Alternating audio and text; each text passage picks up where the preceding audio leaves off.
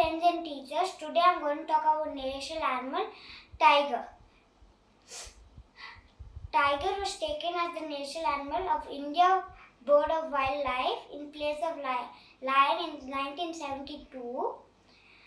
Why our national animal is tiger?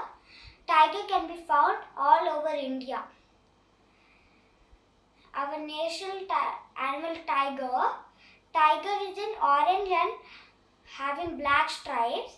It has fatty foot with sharp claws, and it has very sharp teeth, and has 4 jaws, upper and lower jaws, that is much large and longer than the rest. Our national animal, tiger, is a symbol of India's wealth of wildlife. Tiger killing is banned in India. So we should protect all national prides. Thank you.